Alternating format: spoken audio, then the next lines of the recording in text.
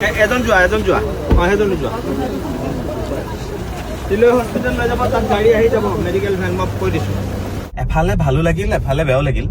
মই মৰাণ বাইপাছেৰে গৈ আছো ডিব্ৰুগড়লৈ, তেনেকে দেখিলো গজপুৰীয়া জেগাখিনিতে এক্সিডেণ্ট এটা হৈছে। গাড়ী ৰখালো, বৃদ্ধ ব্যক্তি এগৰাকী তেওঁ বাইক লৈ আহিছিলে, এখন গাড়ীয়ে খুন্দিয়াই থৈ গুচি গ'ল, পৰি আছিলে। লগে লগে মই 108ক ফোন কৰিলো, গতিকে 108 আহি পোৱা অকণমান পলম হ'ল। লগে লগে দেখিলো ইয়াৰে খোৱাং সমষ্টিৰ বিধায়ক তেখেতো আহি আছিলে, আৰু তেখেতে হঠাৎ ক'লে গাড়ী বিচাৰিলে, কোনো ধৰণৰ গাড়ী নাই। তাৰপিছত তেখেতৰ নিজৰ ফৰ্চুনাৰ গাড়ীখনতে ব্যক্তিগৰাকীক লৈ গ'ল।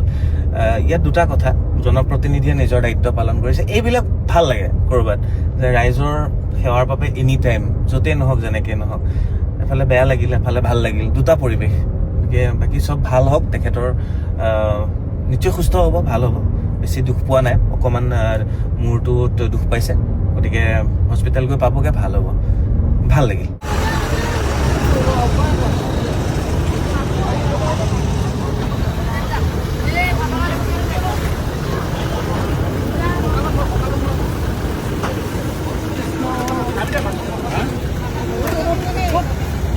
ভিতৰত এটা উঠিলে না, আগত এটা সোমাই যাওক, ভিতৰলৈ এজন সোমাই যাওক, বটল নভৰাই যাওক,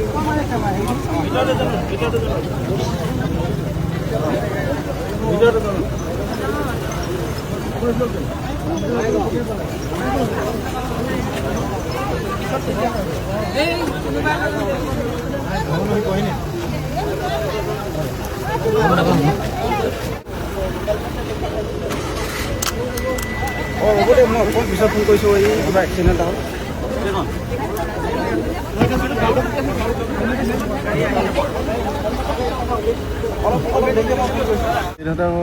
হঠাৎ এক্সিডেণ্ট এটা হ'ল।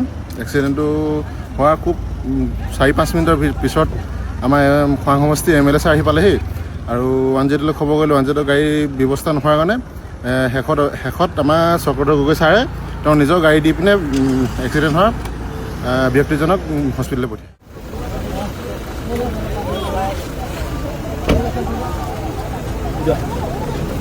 তুমি আকৌ ইয়াত গুচি আহিবা, হস্পিটেল যোৱা।